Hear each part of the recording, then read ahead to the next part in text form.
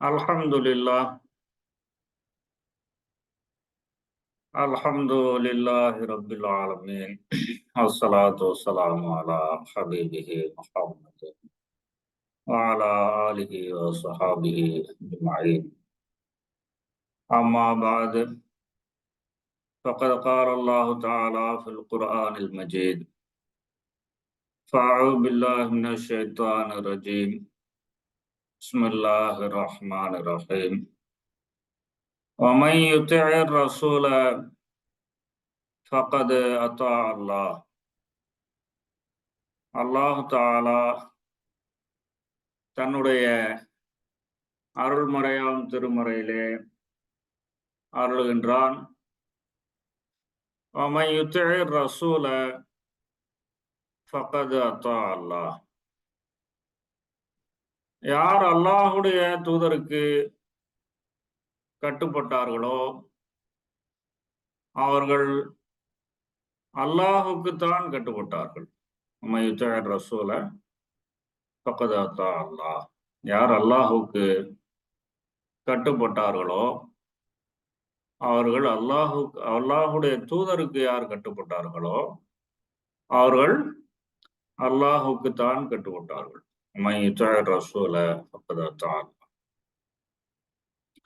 அல்லாஹு தஆலா இந்த உலகத்தை படைத்து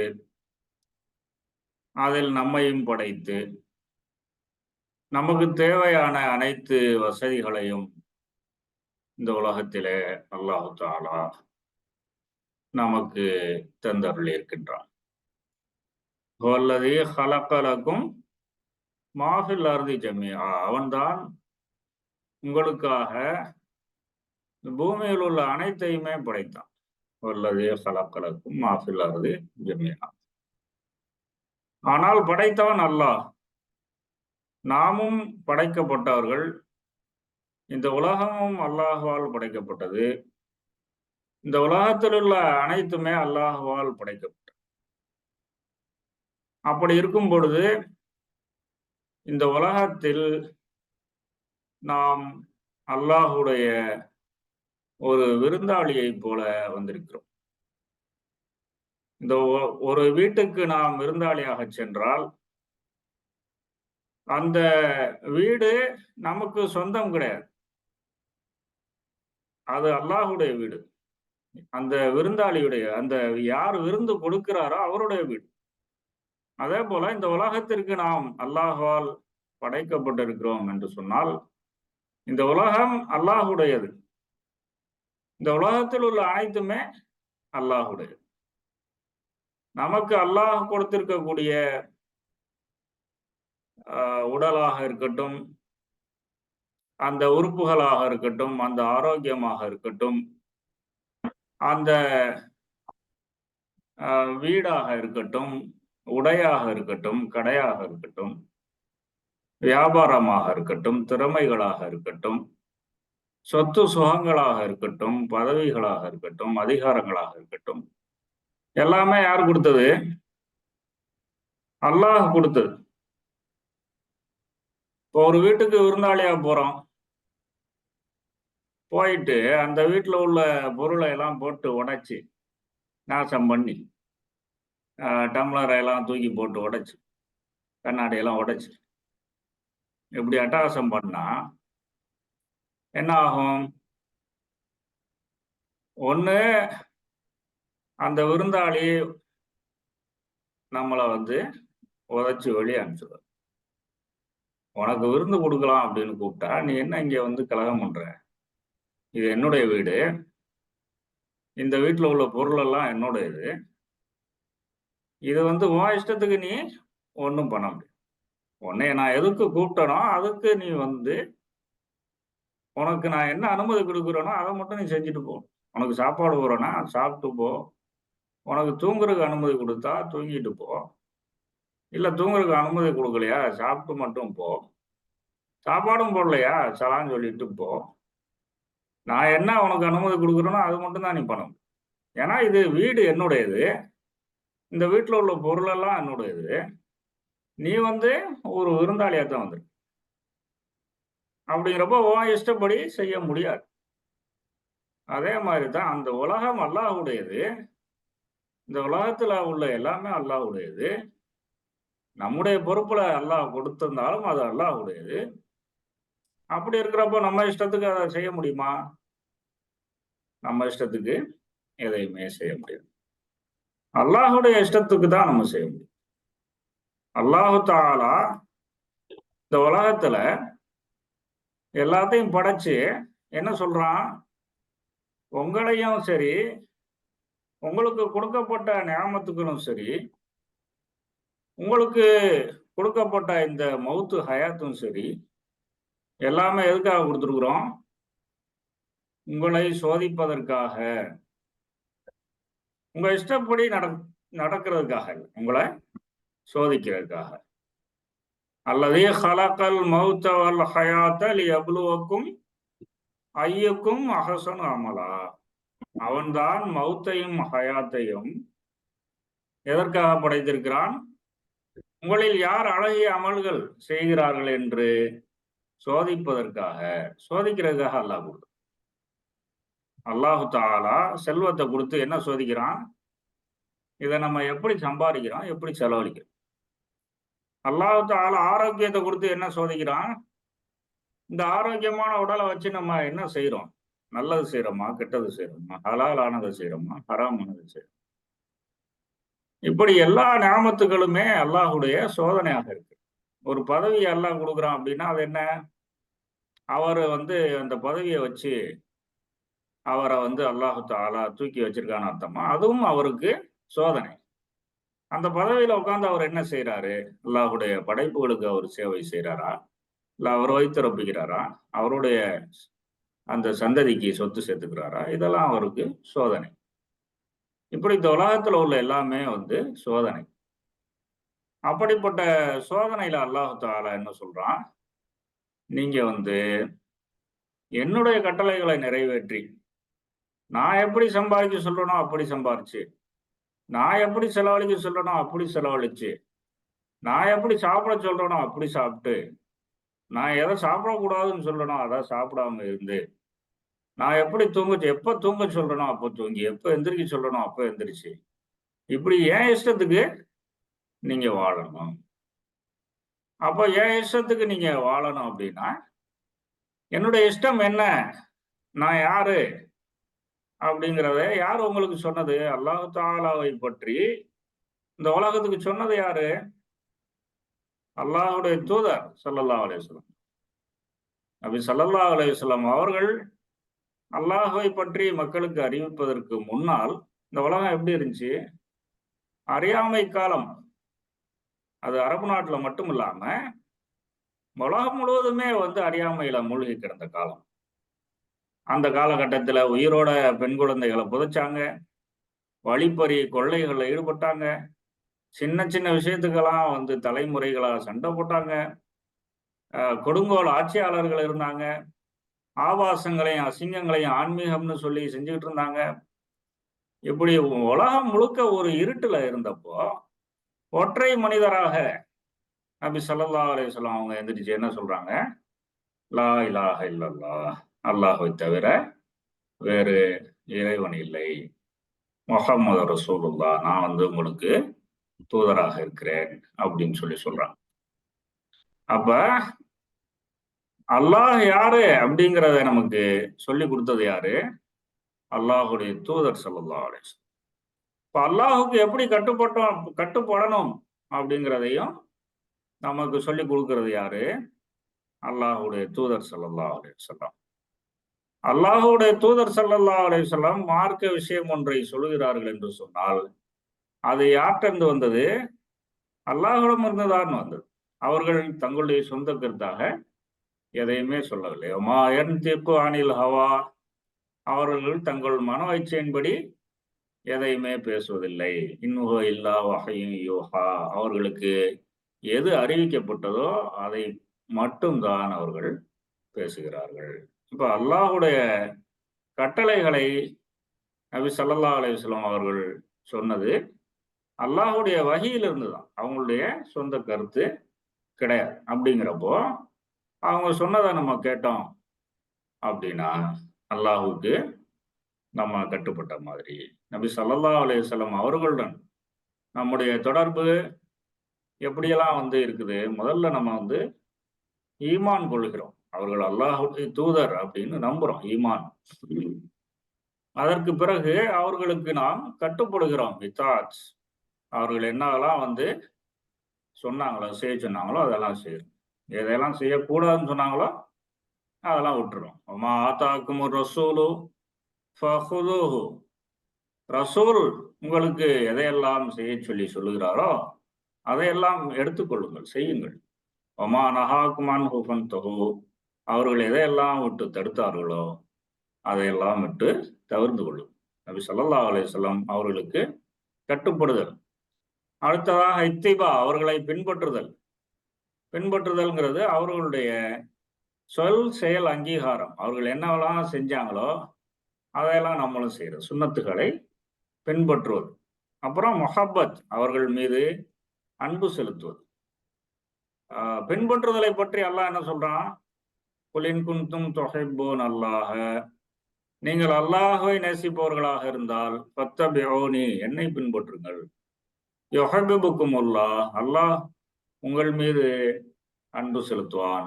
வயஃபிர் லக்கும் ذுனூபக்கும், உங்களுடைய பாவங்களை மன்னிப்பான். அல்லாஹ்வுடைய தூதர் ஸல்லல்லாஹு அலைஹி வஸல்லம் அவர்களை பின்பற்றுறதுங்கிறது அல்லாஹ்வுடைய நேசத்தை இழுத்து கொண்டு வருகிறது. அல்லாஹ்வுடைய மன்னிப்பை கொண்டு வரும்.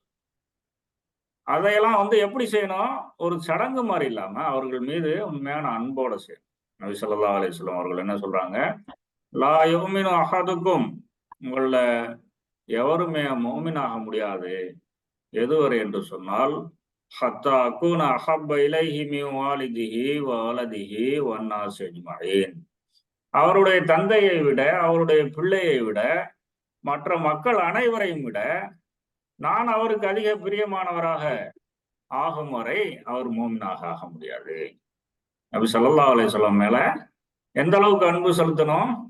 நம்முடைய தந்தையை விட, நம்முடைய பிள்ளைகளை விட, நம்முடைய மனைவி, உற்றார் உறவினரை விட, அனைத்து மக்களையும் விட, வன்னாஸி அஜ்மஈன், அனைத்து மக்களையும் விட அல்லாஹ்வுடைய தூதரை அதிகமாக நாம் நேசித்தால்தான் உண்மையான முஃமினாக ஆக முடியும். அந்நபிய்யு அவுலா பில் முஃமினீன மின் அன்ஃபுஸிஹிம். அல்லாஹ்வும் குர்ஆன்ல என்ன சொல்றான்? நபி அவர்கள் மோமின்களுக்கு அவர்களுடைய உயிரை விட மேலானவர். அவுலா பில் முஃமினீன மின் அன்ஃபுஸிஹிம். நபி ஸல்லல்லாஹு அலைஹி வஸல்லம் அவர்களுக்கு கட்டுப்படுறது அப்படிங்கிறது அல்லாஹ்வுக்கு கட்டுப்படக்கூடிய. இன்னொரு இடத்துல அல்லாஹ் என்ன சொல்றான்? வஅத்தியுர் ரசூல லஅல்லக்கும் துர்ஹமூன். நீங்கள் அருள் புரியப்பட வேண்டும் என்று சொன்னால், உங்கள் மீது ரஹமத் இறங்கணும் அப்படின்னு சொன்னா, உங்கள் மீது அல்லாஹ் இரக்கம் காட்ட வேண்டும் என்று சொன்னால், நீங்கள் ரசூலுக்கு கட்டுப்படுங்கள். ரசூல் ஸல்லல்லாஹு அலைஹி வஸல்லம் அவர்களுக்கு எந்த அளவுக்கு சஹாபாக்கள் கட்டுப்பட்டு இருந்தாங்க? ஒரு தடவை பயான் பண்ணிக்கிட்டு இருக்காங்க. பள்ளிவாசலுக்குள்ள இருக்கிறவரை உட்காருங்கன்னு சொல்றாங்க. வெளியில நடந்துகிட்டு வந்தவர் ஒருத்தர் அதை கேட்டுட்டு அங்கேயே உட்கார்ந்துட்டாரு வெளியில. அப்ப நபி ஸல்லல்லாஹு அலைஹி வஸல்லம், உங்களை இல்ல, உள்ள இருக்கிறவரை தான் உட்கார சொன்னேன், நீங்க உள்ள வாங்க அப்படின்னு சொல்றாங்க. யா ரசூலல்லாஹ், நீங்க உட்காருங்கன்னு சொன்ன பிறகு அதுக்கு மீறி ஒரு அடி எடுத்து வைக்கிறதுக்கு எனக்கு தைரியம் இல்லை, அதனால தான் உட்காந்துட்டேன்னு சொல்லி அதுக்கப்புறம் உள்ள வரேன். இப்போ அந்த அளவுக்கு அவங்க கட்டுப்பட்டவர்களாக இருந்தார்கள். அவர்களை அணு அணுவாக பின்பற்றக்கூடியவர்களாக இருந்தார். எந்த அளவுக்குன்னு சொன்னா, ஒரு தடவை ஒரு பிரயாணத்துல நபி ஸல்லல்லாஹு அலைஹி வஸல்லம் ஒரு மரம் இருக்கிறப்ப அந்த மர கிளை கிட்ட குனிஞ்சு போறாங்க. அப்ப சஹாபாக்கள் அதை கவனிச்சுட்டு இருந்துட்டு, மற்றும் ஒரு முறை அந்த வழியா போறப்ப அந்த இடத்துல மரமே இல்லை, ஆனா அந்த இடத்துல குனிஞ்சு போறாங்க. அப்ப அந்த முன்னாடி நடந்த சம்பவத்துல கூட இல்லாதவங்க கேக்குறாங்க, இங்க என்ன இது ஒரு வித்தியாசமா குனிஞ்சு போறீங்களே அப்படின்னு கேக்குறப்போ, இந்த இடத்துல நபி ஸல்லல்லாஹு அலைஹி வஸல்லம் கடந்து செல்லும் போது குனிஞ்சு போனாங்க, அதனால நாங்களும் குனிஞ்சு போறோம். அப்ப மரம் இருந்துச்சு, இப்ப இல்ல. ஆனா அந்த குனிஞ்சு போறதுங்கிறத அப்படியே பின்பற்றணும் அப்படிங்கிற ஒரு சுன்னத்துக்காக நாங்க குனிஞ்சு போறோம் அப்படின்னு சொல்லி, அந்த அளவுக்கு அவர்கள் அணு அணுவாக பின்பற்றக்கூடியவர்களாக இருந்தார்கள்.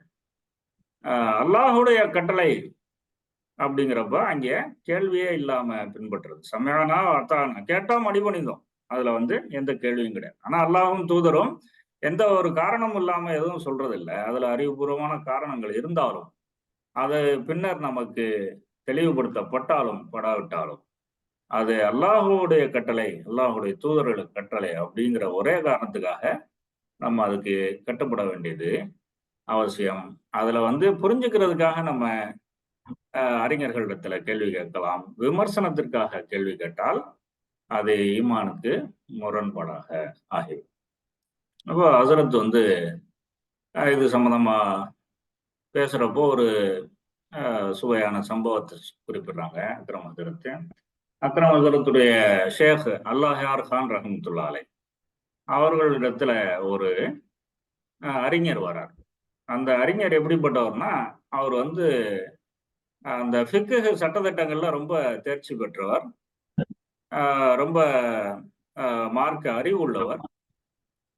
அவர் வந்து பிரபலமானவர். எந்த ஒரு மார்க்க பிரச்சனையை அவர்ட்ட கொண்டு போனாலும் அதற்கு ரொம்ப திறமையாக ஒரு நல்ல தெளிவ ஒரு தீர்வ குடுக்கக்கூடியவர்.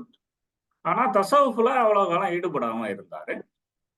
அப்ப சாத்திங்கெல்லாம் வந்து நம்ம சில்சிலா சாத்திங்க அவரிடத்துல இந்த சில்சிலாவ பத்தி ஹஜ்ரத் அல்லாஹ்யார் கான் ரஹ்மத்துல்லாஹி அலைஹி அவர்களை பற்றி சொல்றப்போ அவர் வந்து சந்திக்கணுங்கிற ஒரு ஆர்வம் ஏற்பட்டு அவர் வந்து அல்லாஹ்யார் கான் ரஹ்மத்துல்லாஹி அலைஹி அவர்களை வந்து சந்திக்கிறாரு.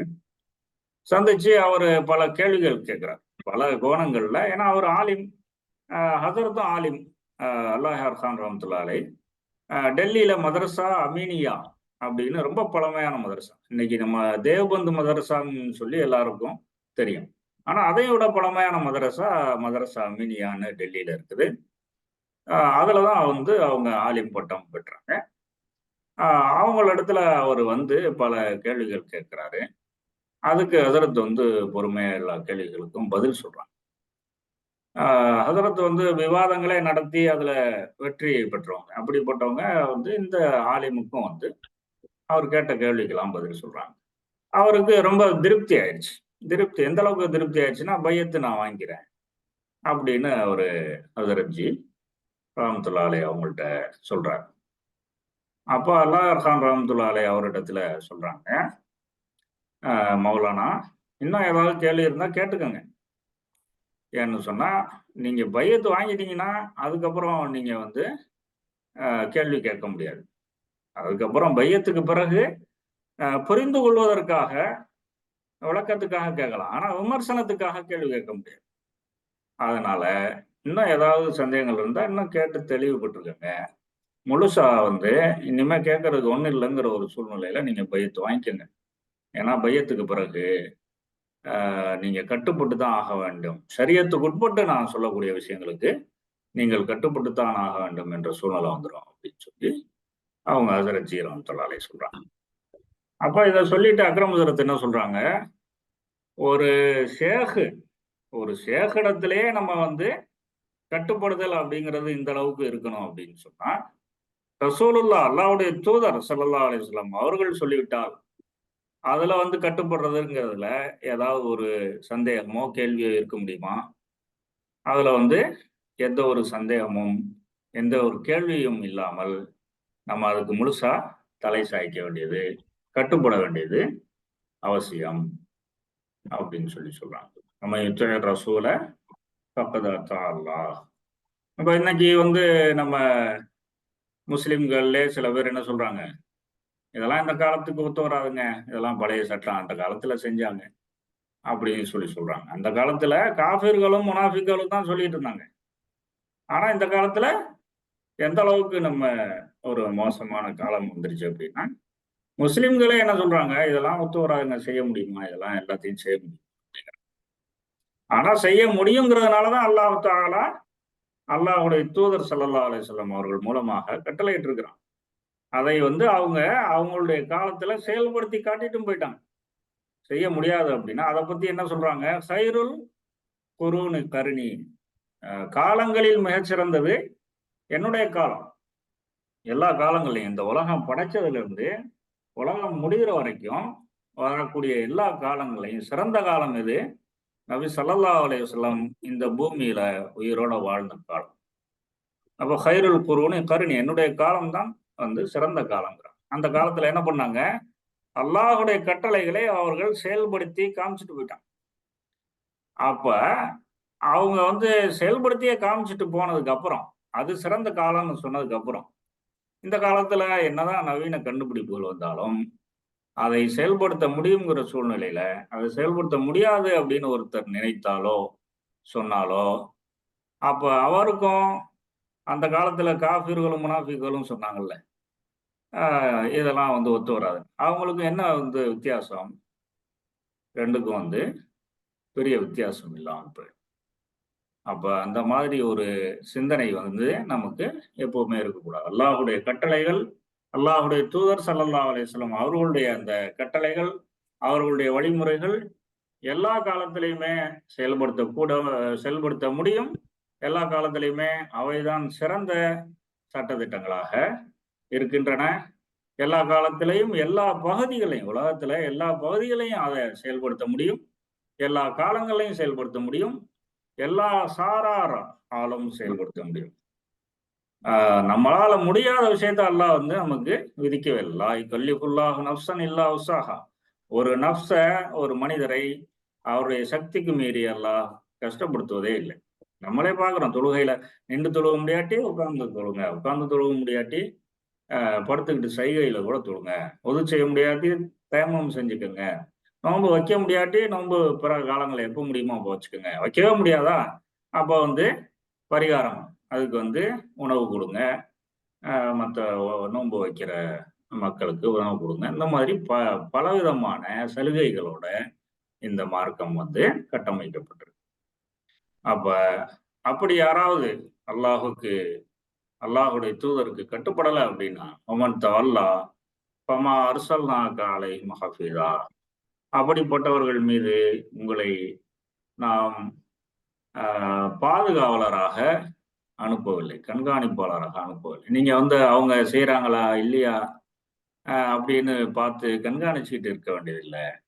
நீங்க சொல்ல வேண்டியது உங்க கடமை. அப்படி அவங்க வந்து கேட்கல அப்படின்னா, யாருக்கு நஷ்டம்? யார் கேட்கலையோ அவங்களுக்கு தான் நஷ்டம். அல்லாஹுவுக்கு எதுவும் குறைய போகுதா? அல்லாஹுடைய தூதருக்கு எதுவும் குறைய போகுதா? அல்லாஹுவுக்கு எந்த தேவையும் கிடையாது. அல்லாஹுடைய தூதர் ஸல்லல்லாஹு அலைஹி வஸல்லம் அல்லாஹ்வுடைய கட்டளைகளை நிறைவேற்றி, அல்லாஹ்வுடைய மார்க்கத்த பூர்த்தியாக்கி, அதை நிலைநிறுத்திவிட்டு, அதற்காக எல்லா தியாகங்களையும் செஞ்சுட்டு, அவங்க இந்த உலகத்துல இருந்து அ விடை பெற்றுட்டாங்க. அப்படிங்கிறப்போ, அவர்களுடைய கட்டளைகளை பின்பற்றாத யாருக்கு நஷ்டம்? யார் கேட்கலையோ அவங்களுக்கு நஷ்டம். இப்ப இந்த காலத்துல சில பேரு இத தொழுகைக்கு பாங்கு சொன்ன உடனே என்ன பண்றாங்க? அந்த பாங்குக்கு பதில்லாம் சொல்றாங்க. ஆனா சில பேர் தொழுகாமலே அவங்க வேலைய பார்த்துக்கிட்டு இருக்காங்க. அப்ப இது வந்து எப்படிப்பட்ட விஷயம் அப்படின்னா, அவங்க வந்து நம்புறதா சொல்லிட்டு, அத செயல்ல வந்து நம்பாத மாரி காட்டுறாங்க. முனாஃபிக்குகள் வந்து என்ன செஞ்சாங்க? செயல்படுத்துனாங்க. மனசுல அவங்களுக்கு அந்த நம்பிக்கை இல்ல. ஆனா இன்னைக்கு நமக்கு மனசுல நம்பிக்கை இருக்கறதுக்காக சொல்லிக்கிறோம். ஆனா செய்ய மாட்டேங்கிறோம். இப்ப இது அதோட ஒரு மோசமான ஒரு சூழ்நிலையில நம்ம வந்து இருக்கிறோம். அல்லாஹ் என்ன சொல்றான்? அவர்கள் வந்து உங்களிடத்துல ஏதாவது ஒரு பிரச்சனைன்னு வந்து, நீங்க அவங்களுக்கு ஒரு தீர்ப்பு சொன்னீங்கன்னா, அவங்க வந்து மனசுல எந்த ஒரு சலனமும் இல்லாமல், எந்த ஒரு குறையும் இல்லாமல், எந்த ஒரு சந்தேகமும் இல்லாமல், எந்த ஒரு விமர்சனமும் இல்லாம, நீங்க என்ன சொல்றீங்களோ, அத அவங்க கேட்கிற வரைக்கும், அவங்க ஈமான் கொண்டவர்களாக ஆகவே முடியாது. ஃபலா வரப்பிக்க உம்முடைய ரப்பின் மீது சத்தியமாக, லா யுமினூ அவர்கள் ஈமான் கொள்ளவே இல்லை. ஹத்தா யுஹக்கிமூக ஃபீமா ஷஜர பைனஹும் சும்ம லா யஜிது ஹரஜம் மிம்மா கதைத்த வயுசல்லிமு தஸ்லீம். அல்லாஹ் தஆலா ஒரு ஆயத்துல சொல்றான். நீங்க வந்து ஒரு விஷயத்துல தீர்ப்பளித்து, அவர்கள் அதை எந்த ஒரு சலனமும் இல்லாம, முழுமையாக அதற்கு கட்டுப்பட்டு அடிபணியும் வரை, அவர்கள் ஈமான் கொண்டவர்களாக ஆகவே இல்லை அப்படின்னு சொல்றான். அப்ப நபி ஸல்லல்லாஹு அலைஹி வஸல்லம் அவர்களுடைய அந்த கட்டளைகள நம்ம எந்த ஒரு சந்தேகமோ, சலனமோ, மறுப்போ இல்லாமல், அதற்கு வேறு மாற்று கருத்து எதுவுமே இல்லாம, அதற்கு முற்றிலும் அடிபணிய வேண்டியது நமக்கு அவசியமாக இருக்கிறது. இதுக்கு அடுத்த ஆயத்துல அல்லாஹ் தஆலா என்ன சொல்றான்? வயக்கூலூன தாஅத்துன். சில பேர் என்ன சொல்றாங்க? நாங்க கட்டுப்படுறோம் அப்படின்னு சொல்றாங்க. ஃபைதா பரஸூ மின் இந்திக்க. அவர்கள் உங்களை விட்டு கொஞ்சம் தூரமா போயிட்டா, பையத்த தாயிஃபத்துன் மின்ஹும் கைரல்லதீ தக்கூல். அதுல இருந்து அவங்க ஒரு சிலர் என்ன பண்றாங்க? கொஞ்சம் விலைக்கு போயிட்ட உடனே உங்களுக்கு எதிராக அவர்கள் சதி செய்கிறார்கள். பையத்த தாயிஃபத்துன் மின்ஹும் கைரல்லதீ தக்கூல். என்ன சொன்னாங்களோ அதுக்கு மாற்றமாக நாங்க உங்களுக்கு கட்டுப்படுறோம்னு சொன்னாங்க. ஆனா நைட்டு போயிட்டு என்ன பண்றாங்க? உங்களுக்கு எதிராகவே சதி செய்றாங்க. இது அந்த காலத்துல வாழ்ந்த காஃபிர்கள், அந்த முனாஃபிக்குகள பத்தி அல்லாஹ் தஆலா சொல்றான். வல்லாஹு யக்துபு மா யுபய்யித்தூன். அவர்கள் என்ன சதி செய்கிறார்களோ அதை அல்லாஹ் தஆலா எழுதி வைத்துக் கொண்டே இருக்கிறான். ஃபஅரித் அன்ஹும் வதவக்கல் அலல்லாஹ். அவர்களை நீங்கள் புறக்கணித்து விடுங்கள். வதவக்கல் அலல்லாஹ். அல்லாஹ்வின் மீது தவக்கல் நம்பிக்கை வையுங்கள். வகஃபா பில்லாஹி வக்கீலா. அல்லாஹ்வே சிறந்த பொறுப்பாளனாக இருக்க போதுமானவனாக இருக்கிறான். இப்ப நபி ஸல்லல்லாஹு அலைஹி வஸல்லம் அவங்க ரஹ்மத்துல் லில் ஆலமீன், அகில உலகங்களுக்கும் ரஹ்மத்தா இருக்கு. அப்படிங்கிறப்ப அவர்களுடைய பேச்ச கேட்காம ஒருத்தன் அவர்களை புறக்கணித்தான்னு சொன்னா, அல்லாஹ் என்ன சொல்றான்? நீங்க அவன புறக்கணிச்சிருங்க. நபி ஸல்லல்லாஹு அலைஹி வஸல்லம் அவர்கள் ஒருவரை புறக்கணித்து விட்டால், அதற்கு பிறகு அவருக்கு ஏதாவது ஒதுங்குற இடம் ஏதாவது இருக்கா இந்த உலகத்துல? நபி ஸல்லல்லாஹு அலைஹி வஸல்லம் அவங்க ஒருத்தரை புறக்கணிச்சுட்டா, அல்லாஹ்வே புறக்கணிச்சுட்டான். அப்ப அல்லாஹ் புறக்கணிச்சுட்டா என்ன ஆகும்? அல்லாஹ்வே புறக்கணிச்சுட்டா, அந்த மனிதர் எங்கே போக முடியும்? லா மல்ஜஅ வலா மன்ஜஅ மின்க இல்லா இலைக். அல்லாஹ்வை தவிர நமக்கு வேற புகலிடம், ஒதுங்குற இடம் வேற ஒண்ணுமே கிடையாது. இப்ப அல்லாஹ்வுடைய தூதர் புறக்கணிச்சுட்டா. அல்லாஹ்வுடைய தூதரிடமிருந்து தான் ரஹமத்தே வருது. மா அர்சல்னாக இல்லா ரஹமத்தல் லில் ஆலமீன். அகில உலகத்திற்கும் உங்களை அருட்கொடையாகவே தவிர வேற எதுவும் நாம் அனுப்பவில்லை. அப்ப மனுஷனுக்கு மட்டும் இல்லாம விலங்குகளுக்கு, பறவைகளுக்கு, தாவரங்களுக்கு, கல்லு, மண்ணு எல்லாத்துக்குமே ரஹமத்தாக அனுப்பப்பட்டவர்கள் நபி ஸல்லல்லாஹு அலைஹி வஸல்லம் அவர்கள். நமக்கு கிடைக்கக்கூடிய உணவாக இருக்கட்டும், உடையாக இருக்கட்டும், செல்வமாக இருக்கட்டும், பதவியாக இருக்கட்டும், எந்த ஒரு அருட்கொடையாக இருக்கட்டும், நபி ஸல்லல்லாஹு அலைஹி வஸல்லம் அவர்களுக்கு அல்லாஹ் கொடுத்து, அதை அவர்கள் படைப்புகளுக்கு ரஹமத்தாக பங்கு போடுகிறார்கள். இன்னமா அன காசிமுன் வல்லாஹு யுஅத்தி. நான் பங்கு போடுபவனாக இருக்கிறேன். அல்லாஹ் தான் தரக்கூடியவனாக இருக்கிறான் என்பதாக நபி ஸல்லல்லாஹு அலைஹி வஸல்லம். இப்ப நபி ஸல்லல்லாஹு அலைஹி வஸல்லம் வந்து எல்லாத்தையும் இப்ப ரஹமத்த பங்கு போடுறாங்க. எல்லா ரஹமத்த வந்து கொடுக்கக்கூடியவங்களும் அவங்க தான். அப்படிப்பட்டவங்க ஒருத்தரை புறக்கணிச்சுட்டா என்ன ஆகும்? ரஹமத்து கிடைக்குமா? கிடைக்காது. அப்ப ரஹமத்து கிடைக்காது அப்படின்னா, அப்ப அல்லாஹ்வுடைய தூதருக்கு கட்டுப்படாதவர்களுக்கு இந்த உலகத்துல செல்வம் கிடைக்குதே, பதவி கிடைக்குதே, அதிகாரம் கிடைக்குதே, நல்லா இருக்காங்களே, நல்லவங்க தானே கஷ்டப்படுறாங்க அப்படின்னு கேட்டா, அதுக்கெல்லாம் என்ன சொல்றான்? அவர்களுக்கு கொடுக்கக்கூடிய செல்வம், பதவி எல்லாம் எதுக்காக? அவர்களுக்கு தண்டனை அதிகரிப்பதற்காக. நீங்க பார்த்துட்டு என்ன நினைக்கிறீங்க? அல்லாஹ் அவங்கள நல்லா வச்சிருக்கான். நம்ம வந்து அல்லாஹ் ரசூலுன்னு சொல்லிட்டு இருக்கோம். நம்மள கஷ்டத்துல வச்சிருக்கான்னு நினைக்கிறீங்களா? இல்ல. அவங்களுக்கு எதுக்காக குடுக்கிறோம்? அவங்களுடைய அதாப நம்ம அதிகரிக்கிறதுக்காக தான் குடுத்தோம். அவர்கள் வந்து வெளியில வந்து கோடிகள சேர்த்து வச்சிருப்பாங்க. ஆனா மனசுல அவர்களுக்கு நிம்மதி இருக்காது. அல்லாஹ்வை நினைவு கூறக்கூடியவர்களுக்கு இருக்கக்கூடிய நிம்மதி, அல்லாஹ்வை மறந்தவர்களுக்கு நிச்சயமாக இருக்காது. அவங்க வந்து தற்காலிக சந்தோஷத்துல, மதி மயக்கத்துல, மறதியில இருக்கலாம். ஆனா அது நிம்மதியாக ஒருபோதும் ஆகாது. நிம்மதினாலே என்னன்னு எப்ப தெரியும் அப்படின்னா, அல்லாஹ்வ நினைக்கிறப்ப தான் தெரியும். அல்லாஹ்வ நினைச்சு, நினைச்சு, நினைச்சு நிம்மதி அடைஞ்சவங்களுக்கு தான் நிம்மதினால என்னன்னு தெரியும். மத்தவங்க என்ன நினைச்சுக்கிறாங்க, அந்த ஏதாவது ஒரு பொழுதுபோக்குல அவங்க ஈடுபடுறப்போ எல்லாத்தையும் மறந்து இருக்காங்க. அத நிம்மதின்னு நினைச்சுக்கிறாங்க. ஆனா அந்த பொழுதுபோக்குல இருந்து அவங்க வெளிய வர்றப்போ, மறுபடியும் அவர்களுடைய மனம் பழைய நிலைக்கு போயிடுது.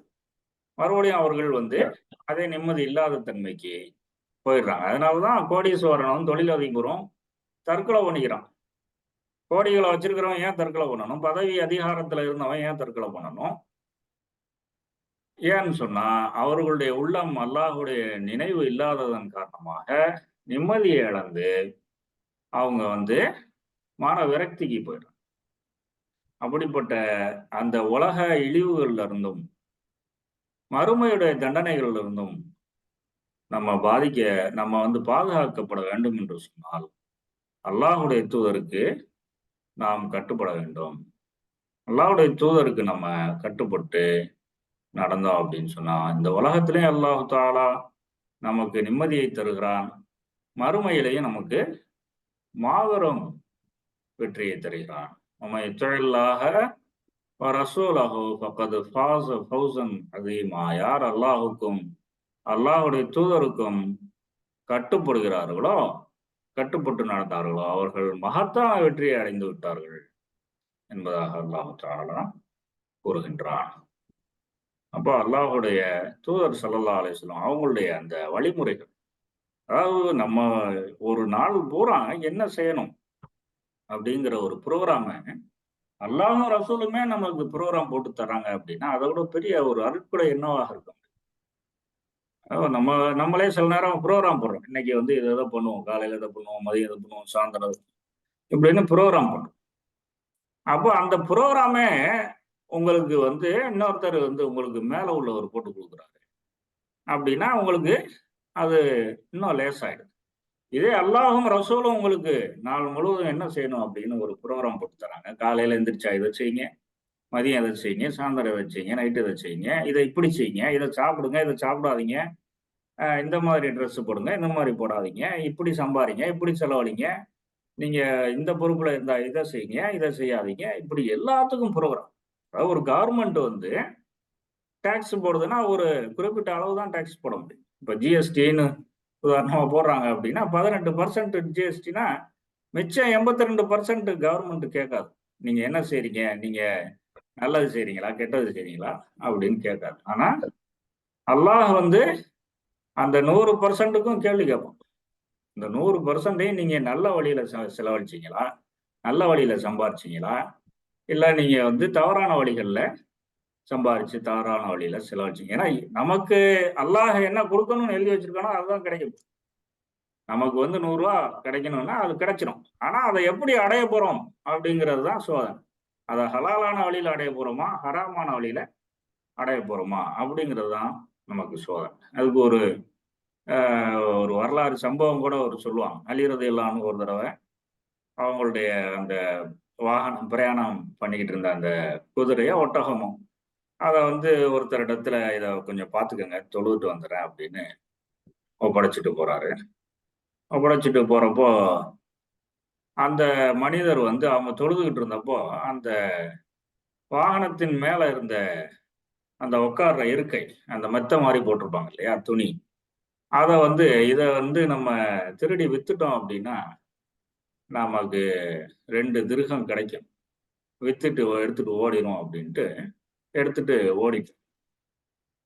ஓடுன உடனே அலி ரலியல்லாஹு அன்ஹு அவங்க தொழுதுட்டு வந்து பார்க்குறாங்க. பார்த்தா அந்த வாகனம் நிக்குது. அதுக்கு மேல இருந்த விரிப்பையும் காணோம். அத பார்த்துக்க சொன்னவரையும் காணோம். சரி என்ன ஆள காணோமே, சரி நம்ம பிரயாணத்த தொடருவோம் அப்படின்ட்டு, உட்கார்றதுக்கு அந்த விரிப்பு வேணுமே. போய் பஜார்ல போய் அந்த விரிப்பு வாங்குறதுக்காக போறாங்க.